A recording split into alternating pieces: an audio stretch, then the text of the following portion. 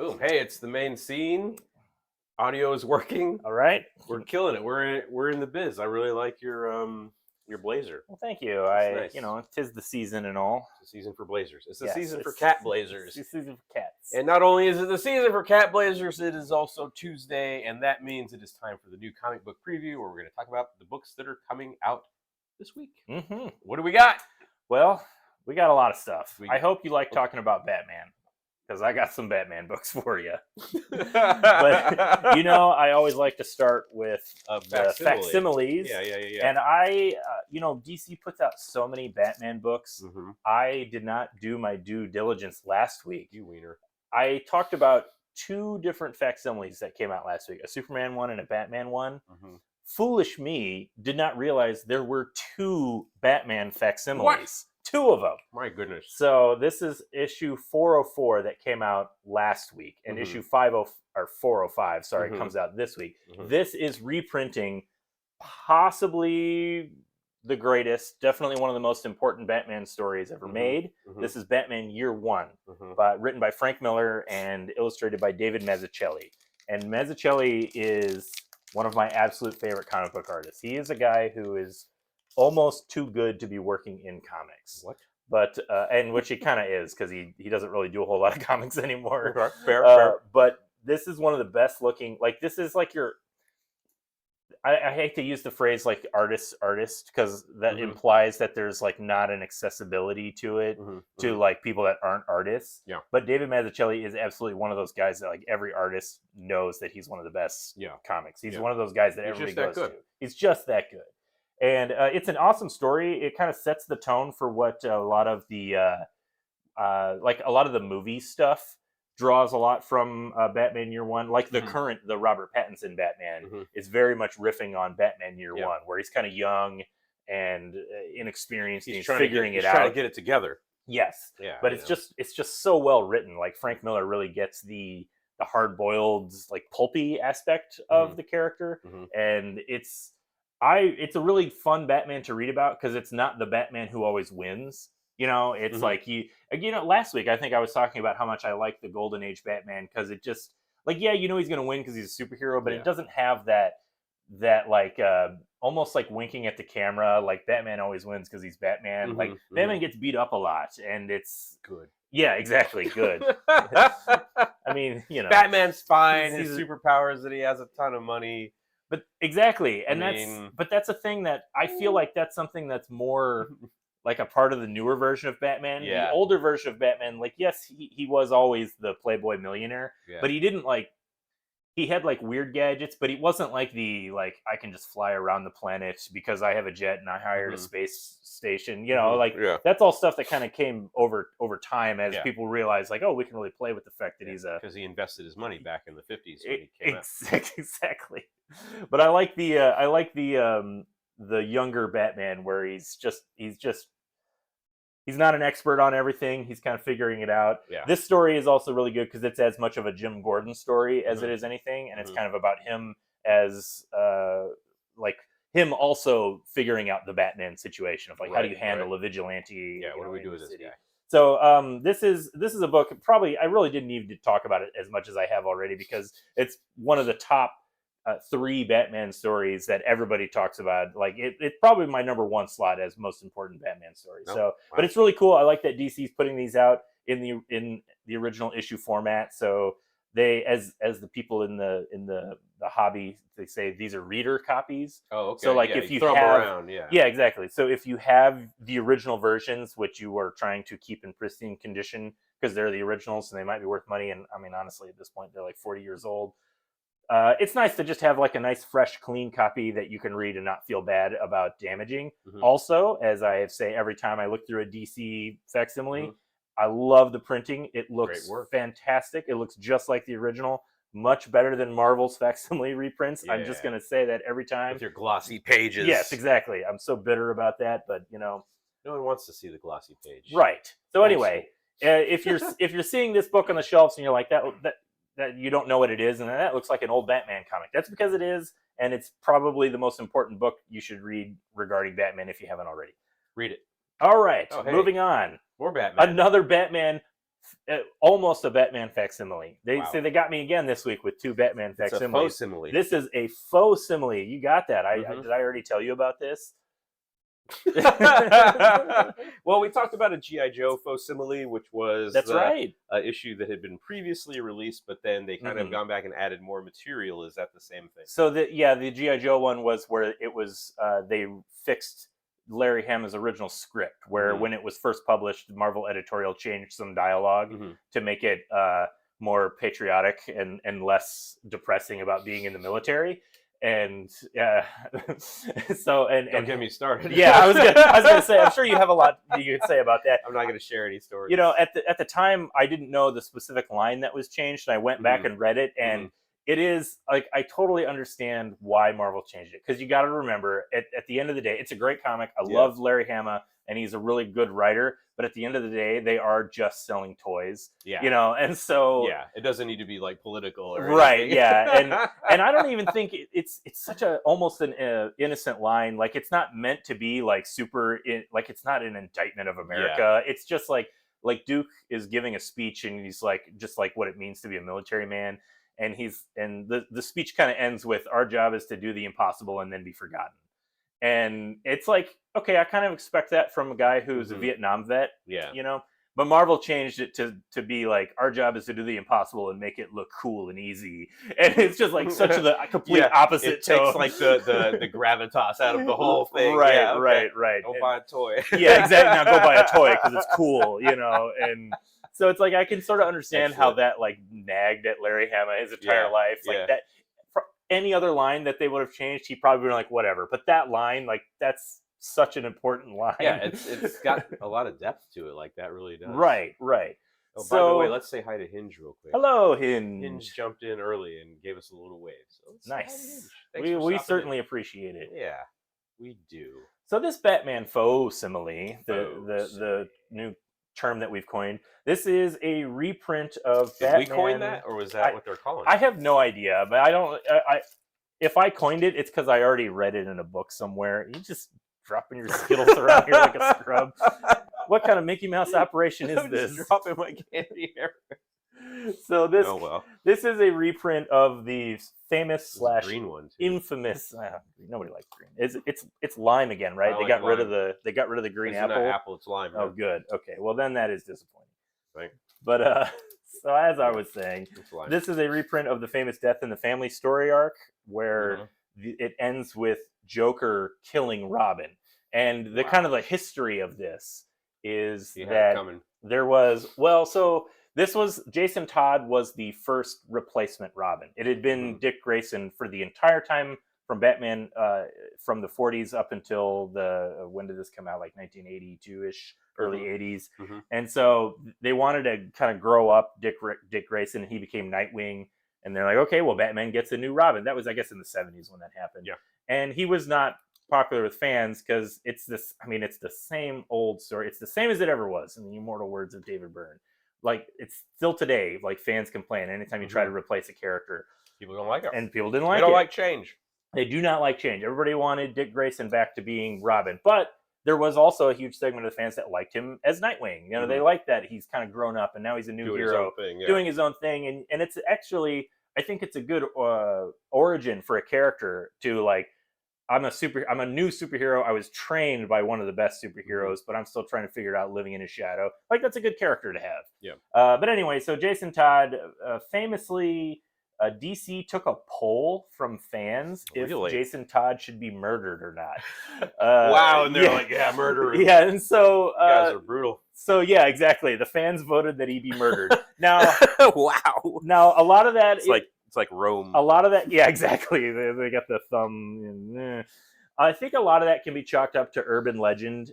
I've also heard scuttlebutt that the intention was always to kill him off, but they created the poll system to, like, drum up interest in it, you know, to turn it into a bigger event. Yeah, like, oh, the fans hold all the power, and meanwhile they're like, regardless, they had already written the story, right? I don't actually know. I could see something like that. That's kind of my thing. I don't actually know what the truth is, but that wouldn't surprise me if that wouldn't surprise me at all. So this faux simile that I spent a lot of time kind of setting up is it's sold as the alternate version of the issue that would have been printed had the fans voted that he live. And so it interesting. is a I reprint. think that's cool. I think it's really cool. Yeah, that is It's a cool. fun idea. So it's a reprint of the issue. Most like that G.I. Joe one, it's mostly the same. It's the original story, except for when you get to the page where Batman discovers Jason Todd's body. If you want to switch the camera to Let's switch the camera. Yeah. I'm like looking over your shoulder, like, oh, cool. Everybody's looking at the top of your head. Yeah. But yeah, so it's like Going this bald. I mean, if you want to highlight it, that's you. So this is the, it's a reprint of the original issue. It's by Jim Starlin. Well, Jim Epro and Jim Starlin. Wow. I knew there was a couple of Jims Jim. there. The Jims. Jim. And it gets to the page where he discovers Jason Todd, and this is where he like breaks down because Robin is dead. But instead, we have a new panel where he's alive. Look at that smile. Yeah, I know. Batman used to smile. He's very happy. Yeah. But I just spoiled this entire issue if you didn't know what was going to happen. But and then it's kind of just it's a slight variation on the story, to be sure, but it is just kind of neat that they did it. It's 100% like a gimmicky thing, but I think it's neat to have if you're a Batman collector and you got these old issues similar to the G.I. Joe one. It's just neat to have like the alternate version. So this doesn't lead to like a multiverse situation or anything, does it? You know what? I really don't know enough about DC's multiverse nonsense. I wouldn't be surprised. Well, so here's the thing is, even if it didn't already, I will not be surprised if it doesn't in the future, where they're just going to do... the thing is they did bring Jason Todd back. Like, he's back in continuity, where they... I don't even remember the reason why, but he's like currently a character called the Red Hood, I believe. Okay, yeah. And so that's... DC has its own convoluted history of continuity. There, yeah, but I mean, I like this idea that there's, as much as I complain about multiverses, I do like that there's a multiverse out there where Jason Todd wasn't murdered by the Joker and he survived, and like he went on to have a relationship with Batman, because like that's their whole relationship now, is that he's the forgotten Robin because everybody thought he was dead, and now he's back and he's like, nobody likes me, and he's also hardcore and edgy and emo. Yeah, edgy. And I like that. Whatever. I like Batman, but I'm not the biggest Batman continuity junkie. But speaking of Batman and not having to be a continuity junkie, issue 2 of Batman Gotham of Gargoyle is out, and I've been waiting for this. What did I say? Gotham of Gargoyle. Gargoyle of Gotham is out. I have been really waiting for this. I love the first issue. I haven't even had a chance to read this yet. I haven't even flipped through it yet. This is going to be my first time. Okay. This book is a version, live. Stream. We're gonna get instant reactions of just looking at the art. So this book here that I picked out, this is the Noir edition, which does not have the colors. It's just all the black and white. And I love that they do that because I really like to be able to appreciate Raphael Grampa's line art, because he's one of my favorite artists. I love his style. He's got such character to everything that he does. And this book it just has the only color is red for whenever it calls for red, which usually is blood. But yeah, excellent, cool looking book. I am really looking forward to reading this, man. It just looks great. The villain is cool. Awesome. I haven't even read this, and I'm prepared to say this is my favorite book of the week. I just based on the strength of the production. Yeah. I just know I'm gonna love it. So yeah, I don't even have much else to say about it. It's gonna be great. It's gonna be great. Trust me on this one. Maybe next week, when the next issue, you can pop quiz me next week to see if I actually liked it as much as I say I'm liking it right now. I'll forget. You'll totally remember it. Yeah, I'll forget. So there's yet another Batman book coming out. More Batman. So this is another Black Label book. I am only mentioning this, so I have not read issue 1 of this. This is Batman City of Man. This book's so big it doesn't even fit in the camera frame. It's a fat. So this is another book. It's by Christian Ward, written and drawn by him. And I do have an interest in it because I like that these Black Label books usually are just good stories by excellent creators that are not connected to continuity. It's just like a really good Batman story, and you don't have to feel like you're buying into like an event and it's just fun to see like anything else if you don't get all of it. Exactly, it's just fun to see these like great auteur creators just kind of do whatever they want with Batman. And so I haven't had a chance to read this. I do think it looks interesting. It looks really good. The art kind of has a psychedelic vibe to it, I assume the story does too. The biggest reason I'm talking about it is because our friend and coworker Abby really, really likes it. So I know Oh, nice. she is super excited about it, and she's kind of her excitement is a little infectious. Yeah, and yeah. It's getting you hyped. It's getting me a little hyped. It looks good. It just, as I said the other week, I'm always looking for a reason to not read a book because there's just too many books out there. Right, yeah. I mean, you got there's a finite amount of time to do all this right, stuff. Sure. right. But you know what? It looks pretty good, so I'm probably gonna have to give it a chance. It's if Abby says. I mean, the cover looks really cool. Cover is nice. I like yeah, it. it's good. I mean, honestly. Well, who doesn't? Hey, not a Batman. Not a Batman book. So now we're moving on. I got, if you remember 2 weeks ago, I said I was going to start doing this since it's December. If you couldn't tell from my sports jacket, but it is Christmas time, and so I decided that every week I was going to pick out a book that I recommend as like would make a good present. And I totally dropped the ball last week and didn't do it. So I picked out two books this week. We had a lot of emails about that. You know what? There was probably like 50, 60 emails. I'm sorry to let the fans down. People were like, "Why didn't you mention?" Now I don't know what to buy. So now, Christmas is ruined. This is what one of them said. Well, Christmas was going to be ruined anyway, I'm sure, for them. Well, just one book really quickly. Just want to talk about. This book is called Serial. It's by Mark Russell, who is a writer that I really like. It's illustrated by Peter Snellberg. There's a lot of N's and J's and B's in this. It looks possibly Nordic. But anyway, this is a pretty straightforward high concept, which is pretty fun. Which is that it's a horror story, but it's told about the characters are all the like serial monsters. So it's like Count Chocula and Frankenberry and Boo Berry. I don't even remember all of them. But it's I think a lot of the humor from it is that it's just told as like a straight vampire story. Like it's straight. Yeah, it's like a straight horror story. Like there's Count Chocula, and it's just like, but it's just absurd that it's Count Chocula. I'm in. Yeah, and so like I'm into it. The setting for the Count Chocula story is that he has these like breakfast parties because he just used to always have breakfast parties, but now he's a vampire, and so he has to have them earlier and earlier because he gets damaged by the sun. Right. Of course, it's just like it's so absurd. Silly. Yeah, it's silly. Seems really fun. But like I said, it's played straight, and there's a lot of little other Easter egg characters like Captain Crunch is in it, and he's a sea captain, and.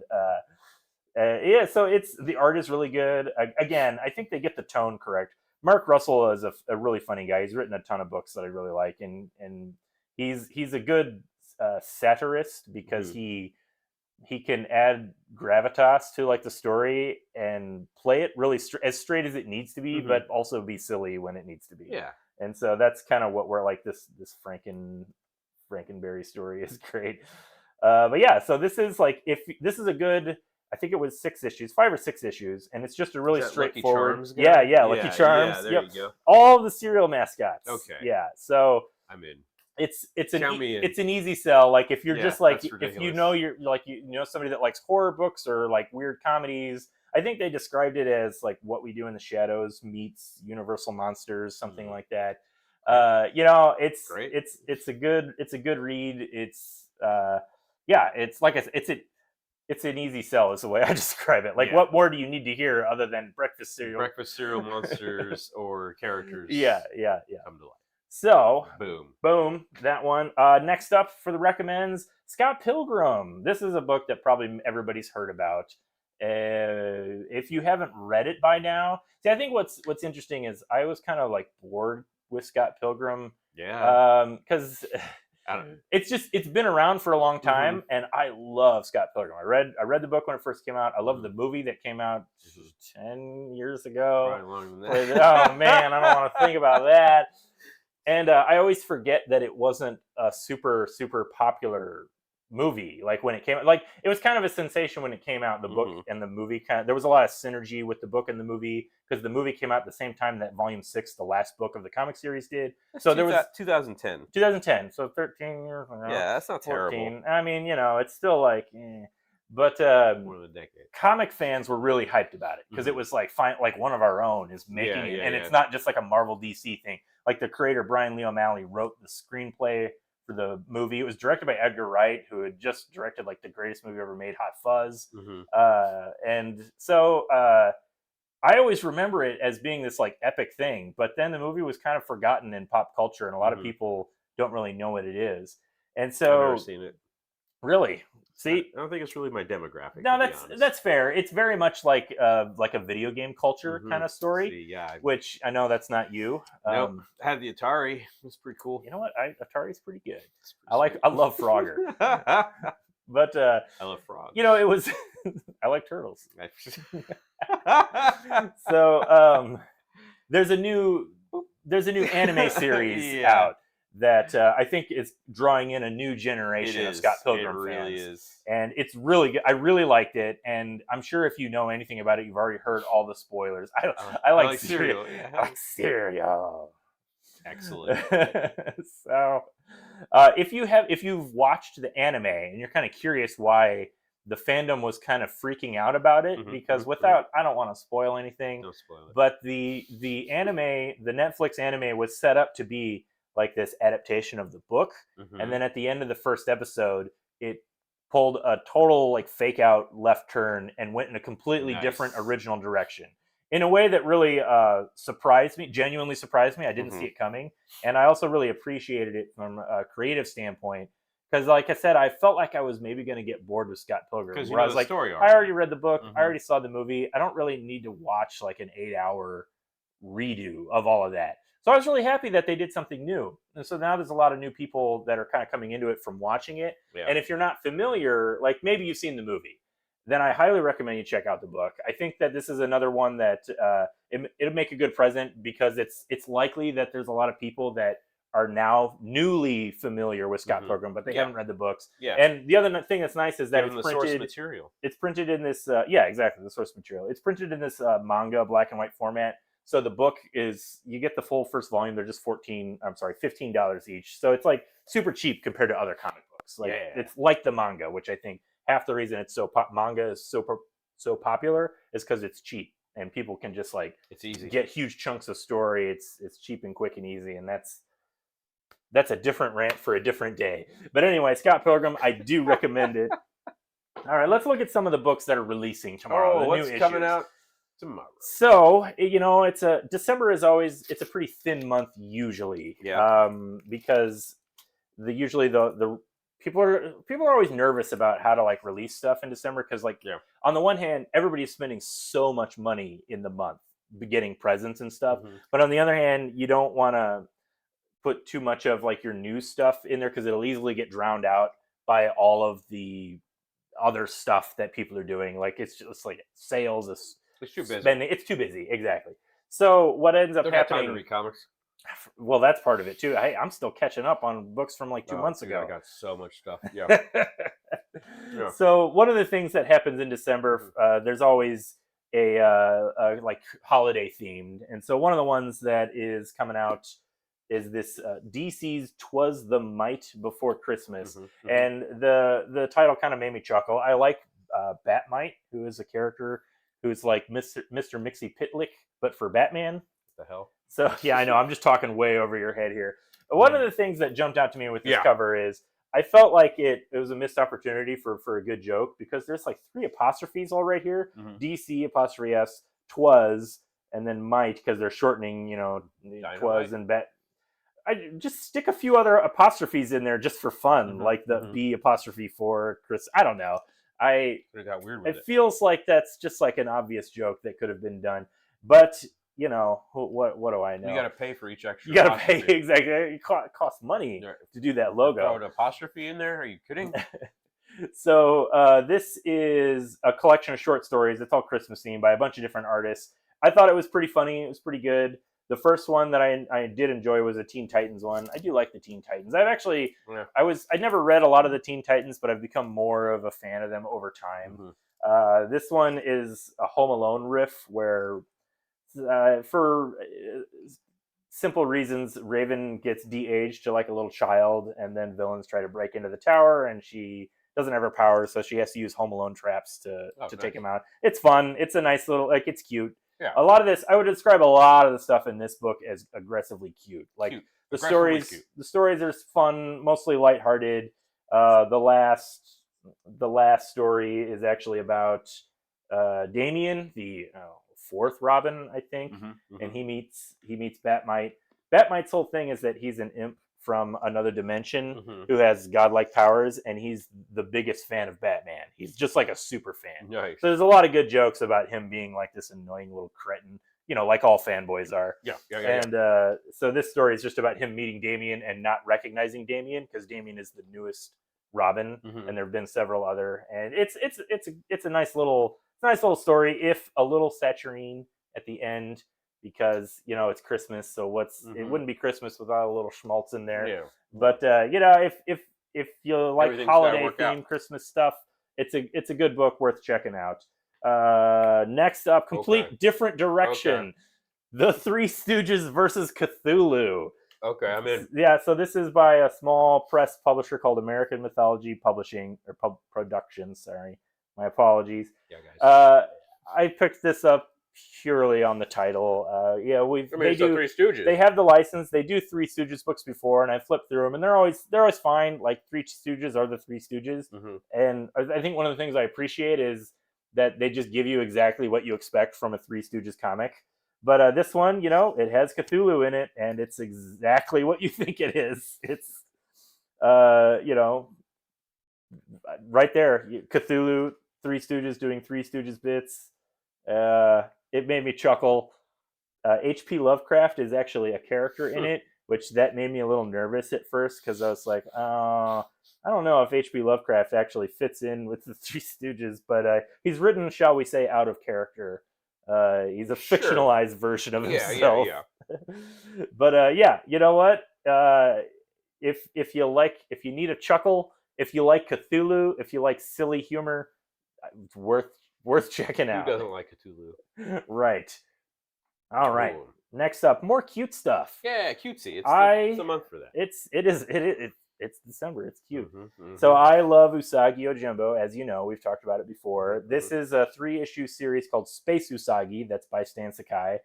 This cover is like the chibi cover. This is, I think, the B variant, but I had to pick it out because I like cutesy chibi things. Yeah. What I like most about Space Usagi is, and I know this is going to sound really obvious when I say this, it's just Usagi Yojimbo in space. I know, you're going to be like, duh. What? But I would have never gotten that from the right. title. But it works really well. Like, I like that it's feudal Japan in space, just with spaceships. Like, he doesn't try to update anything. Like, they're still like flying around in like a feudal Japanese, like their ship is the feudal lord mansion, but also they have spaceships. Yeah. And they still use like swords and bow and arrows, but also there are laser guns.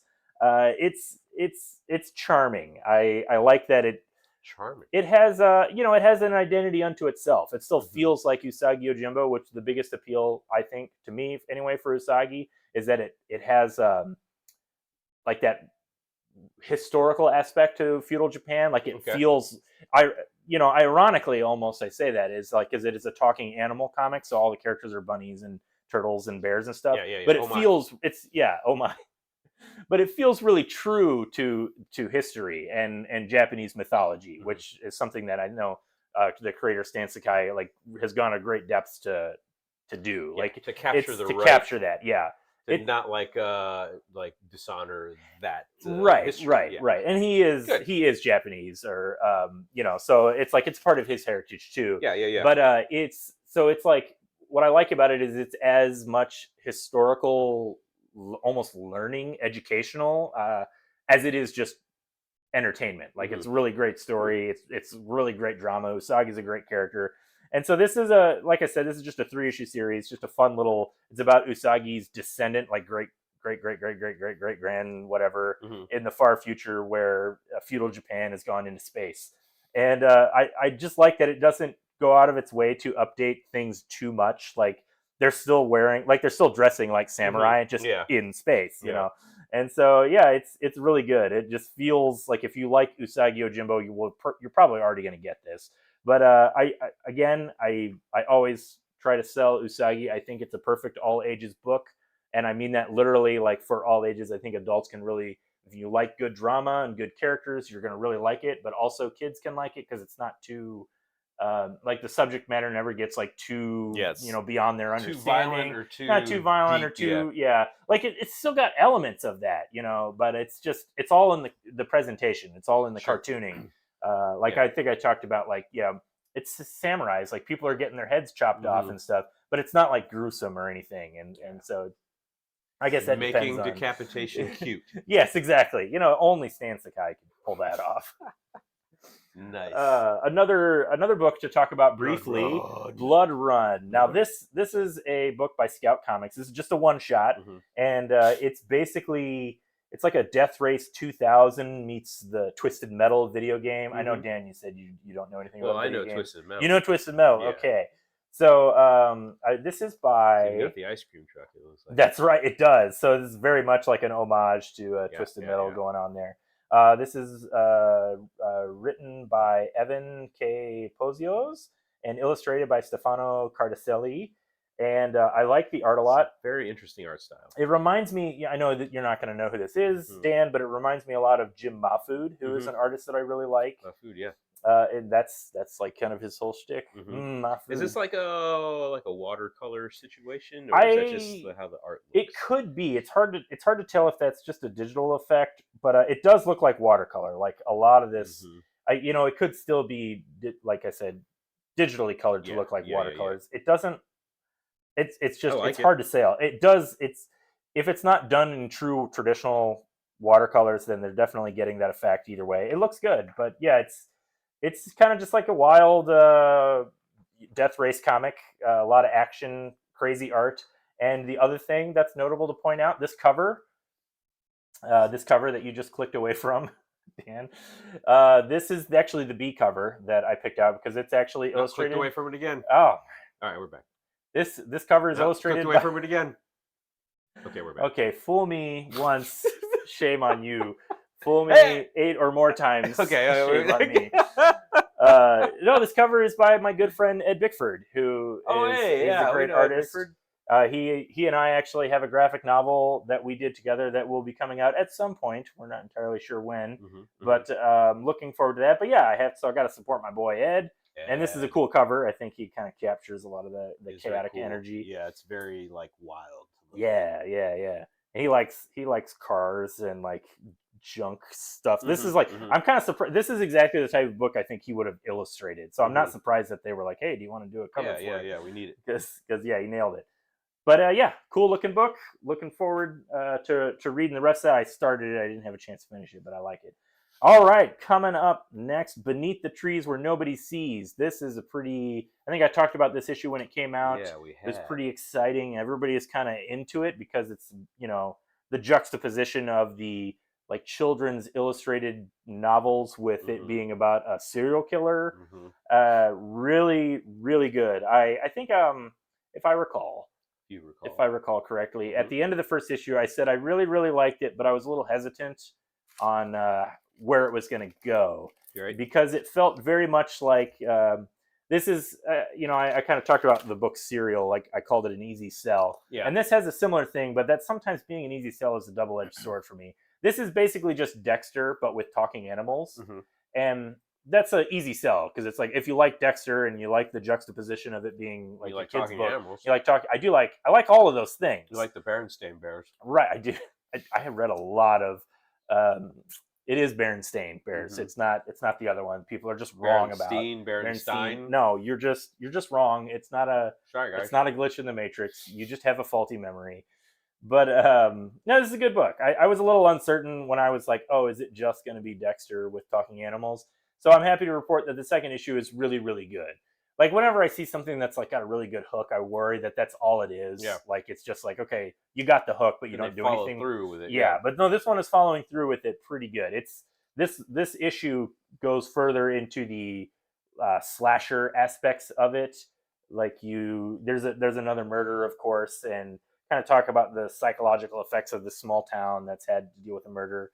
One thing that I wanted to point out that I really like is there's some good visual gags. with it being about talking animals. Mhm. So like there's this like turtle character here that he got a shiner, somebody beat him Mhm. up. He's extra jumpy because there's a serial killer in the town, and our main character, the bear, goes to meet him, and she surprises him, and he ducks his Yep. head down into his shell, Amazing. and then she's like, "Well, if will you talk to me if I give you a sour apple chew pop, a sucker?" And he's like, "Okay, I'll take it," and he sticks it into the shell. He's like Amazing. afraid to come out. You know, that's just a fun little fun. visual gag. I like that they do that to play with the fact that it's a talking animals They're comic. animals. Doing animal stuff. Yeah, doing animal stuff, and that's what I've talked about when I like talking animal stuff, is that you can kind of play around with um, people project personality onto animals. So Mhm. when you see an animal character, you can't help but read it a certain way, and you can do fun stuff with that in the story, like playing against type, Mhm. where you cast a character that's like a harmless animal, and then it Mhm. turns out maybe they play a different role in the Mhm. story. Mhm. Not saying Right. that has happened. Maybe they're a serial killer. Yeah, exactly. That's part of the appeal, I think, of this book, is like nobody knows who the killer is. Nice. But yeah, Does the it's reader know? no, which Interesting. that's another thing that I really like so far. That's what okay, so That's interesting. that's a specific thing. When I said when I was like when it was Dexter, Mhm. but with animals, one of the things I don't like about Dexter is that it does the thing where it reveals to the reader who the serial killer is, Yeah. but none of the characters know. And Mhm. so now all the tension is you're watching the scene where you're like, oh my god, that's the killer That's right the there, but guy. nobody They're in knows the it. room, yeah. And I think that's so like cheap and manipulative, and it's boring. Like it's Yeah. not like, okay, the character doesn't know that it's the killer, but so what? The scene isn't actually any scene, Mhm. And so I feel like you get a lot of cheap thrills, cheap drama out of doing that. Yeah. And so I was really happy that this It's my comic, favorite kind of drama. yeah, just a cheap drama. I was really happy that Beneath the Trees didn't go in that direction. It's still a mystery of who the killer is, and so the main character is actually trying to figure out who the killer is, but Mhm. it's not presented to the reader so that we can then have a bunch of cheap scenes where our main character doesn't know that the killer's They're right in the room there. with the bad guy, yeah. And they don't even know it, and that's so I don't know. Rant over. I don't have anything else to say about it. Great. Issue 1 of Beneath the Trees Where Nobody Sees sold out the day we got it, because there was a lot of hype about it. Lucky for you, issue 2 comes out tomorrow, as does a second printing of issue 1. Finally, murder and forensics are adorable. Yes, exactly. Patton Oswalt, man, he's got Yeah. the good pull quotes. He's got some good stuff. But yeah, so this is definitely a book. Jump on it now if you are into it. The second printing of the first issue is out, so you can grab this second Catch up. issue. Be ready for the third one when it comes out. All right, What is going on man. there? So What is that? If you it's a vampire. Okay. This book is called Operation Sunshine. Yes, it is. This is issue 3. This is a variant cover by one of my favorite artists, James Stokoe. Mm-hmm. And now, I told you earlier that I'm always looking for an excuse to not read a book. Yeah. Which is why we're on issue 3 of this book, and I haven't really looked at it before. It looks interesting, but I just, didn't have time to check it out. Yeah. Well, they got me with the James Stokoe cover. I really like James Stokoe, this cover is so freaky looking. Wacky looking. I was like, all right, what's this all about? So I went back and grabbed issue 1, which we have, which this cover is by David Aya, who is also an artist that I really like. Mm-hmm. Doesn't quite grab my attention the way James Stokoe does. Not quite. It's still really well done. Still really good. I like that it's in the classic movie poster kind of, or like pulp novel. Anyway, yeah, this is a pretty cool book. It's about vampires, and I like vampires a lot. You don't have to like sell me too hard on vampires. Yeah.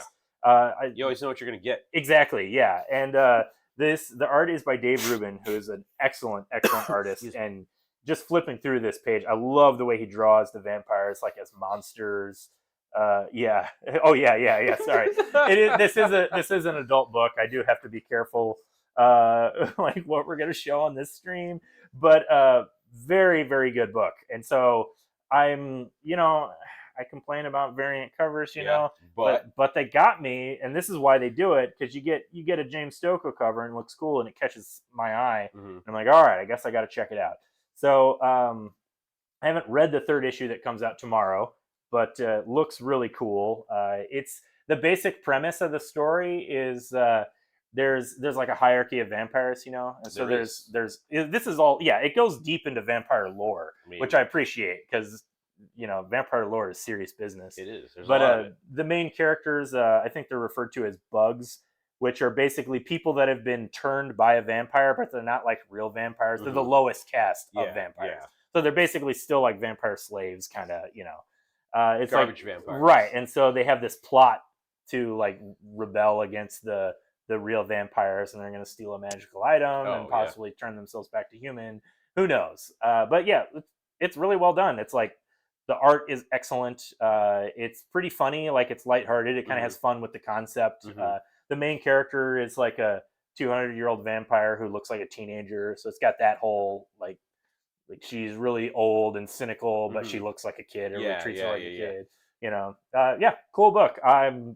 I hate to say it, but I'm looking forward to reading this third issue. But this is a good week for that because, as I said, it's kind of a slim week, so I was more maybe open to checking out something new. Yeah. Which that's the advantage of you just want to like always kind of keep track of second or third issues just to see if there's something you missed, because oftentimes there is. At least in my case, there is. This is one of those books. So, all right, final book we're talking about. Bloodborne. I always ask a coworker to pick out a comic, Who picked and this one? I'll give you one guess. Mm, His name is Brandon. Okay, yeah, that makes sense. That makes sense, right? I mean, you didn't let me guess, but okay. Yes, That's that right. makes Yeah, sense. I knew you weren't gonna get it. No, I mean, yeah, it does so seem like something Brandon would pick out. so Brandon picked this out purely because he likes Bloodborne. He Yeah. plays Bloodborne. It's a video game. It's right? a video game. That's correct. Have you ever played it? No. No, I course don't. I don't mess around with a lot of that. So I've never played it myself, but I have some friends who absolutely love the Bloodborne and Dark Souls games. What's it about? It's like a medieval dark fantasy. So Okay. it's like there's magic and knights and stuff. There's blood. There's yeah, bones. there's monsters like zombie Well, monsters. yeah, what else do you want? Hey, looks like we got a new follower. All right. Oh, thank you. Yeah. That was Drips by James. Hey, Drips by James. How's it going, man? I don't know if I like the art on this. So I'm gonna be honest with you. I appreciate that it's not trying to look like the video game. Mhm. Like whenever I see, if you didn't know this about me, Dan, I have a lot of opinions Yeah. What's your opinion? about IP licensed comics. Okay. We've talked about this before, and our friend Susie hates me for it, but I'm waiting. She's probably not watching this episode, so I can speak freely. Let's see if she's here. Let's see. But She's not here. You can say whatever you want. Nice. Okay, so no. A lot of times when you see adaptations of video games, like the art tries to go for that like realistically rendered. Mhm. There's not a lot of cartooning in the character design because they want it to look like the video game, which is usually, if it's like a game like Bloodborne, it's 3D graphics. All the characters, they go for like a gritty, real look to it. Right, Like there's yeah, not yeah. a lot of like stylization in the Mhm. art, and so It's just dark. it's just dark. Yeah. Mhm. So I appreciate this. I think the art is well done. It's still going for a like there's not a lot of cartooning in the character like figures, as you can see, Mhm. but it doesn't look overly rendered, I guess is how I would put it. No. The thing that stood out to me is I haven't read any Bloodborne book. This is issue 3, so I did appreciate that this was the third issue, and I could pretty much just pick it up and follow the story Yeah, as you it was weren't happening. lost. I wasn't really lost on anything. This is actually written by Cullen Bunn, who is an excellent writer. He's from St. Louis, so Oh. St. Louis's own Cullen Bunn. Hey, Colin Bunn. Yeah, writing the Bloodborne books. It's this. I don't feel much about this book one way or the other. Okay. Not to disappoint you, like it's well done. It's fine. If you like Bloodborne, I'm sure you're gonna enjoy this. It's mostly one big action fight scene, which I think looked pretty cool. Mhm. There's some nice imagery here. On rats. Yeah, monsters and stuff. I just always find it interesting when you have like comic adaptations of like a game like this, where a lot of the gameplay is just all the combat. Mhm. So most of what you're doing is sitting there like fighting the monsters, like most of the gameplay, and then there'll be like cutscenes where you get some Further into the story, yeah. you get like the story kind of dripped out to you along the way. And so when you do Drip it it in out. comic book form, you lose that aspect of like that immersive aspect of doing the combat, and you're just watching somebody. You're Mhm. watching the characters do the Yeah. combat, and I can't help but feel like some of the appeal is lost in that. But I also can't speak to it because I've never played the game. So, Right. but as I understand it, a lot of the appeal of the game is that it's really really hard. So when you succeed, it's like really Yeah. gratifying, Yeah, to yeah. pull it off. And That makes so sense. I feel like some of that is lost when you're just reading the story, where it's like you're watching them beat the monster, but it's not the same as when you Do it yourself. when you do it Yeah, yourself. when you get to do it. Yeah. Yeah, You're but like, cool, they did it. And no stakes. yeah, exactly. Yeah, the stakes don't feel as high. But it's a cool book. I'm sure well, we do have Bloodborne fans. I know there's people out there that are getting this. I like the way that it looks. That's about all I have to say about it. I recommend it to if you like Bloodborne. I think you will enjoy this comic. If you don't like Bloodborne, you're gonna hate it. Well, I will. That's probably true. I maybe not hate it, but I just like it's not really. You're not going to have any connection to it. Like there's a lot of other action comics that Mhm. you're going to have a bigger connection to Yeah. because they're just something you're more interested in. Yeah, something that you're already following. Yeah. I guess that's the way I would put it. This is a good comic, but I don't think it's going to like have a cross appeal to Mhm. people that aren't already invested in Right. like Dark Souls. You don't think buying the Bloodborne comic is gonna make someone go out and buy the video game? No, I don't. I don't think that's the case. Yeah, you're probably right. Hey, we can hope. Maybe that's what the tie-in is for. Hey, Never you know hurts. what? Maybe they're trying. Who knows? Never There have been hurts. several Bloodborne books, I should say. Mhm. This is like the 5th or 6th, 7th Oh. series. Yeah, I know. No kidding. Okay. Yeah, but it's been Well, going shows for a you while. How much I pay attention to Bloodborne. Right. Cool. Well, that's That's all it. I got. We got it for the week. Yeah. There's a lot of stuff from last week that we talked It about. was, I told you it was a light Yeah, week. it is a light week. I tried That's to fill it okay. out. But go to the store, get some comic books. Wednesday, all the new comic books come out. Mhm. So buy some comic books here, Fantasy Books and Games, or buy some comic books somewhere. You're gonna find something you're like. There's something for everybody, and we will see you next Wednesday. Bye-bye. Bye.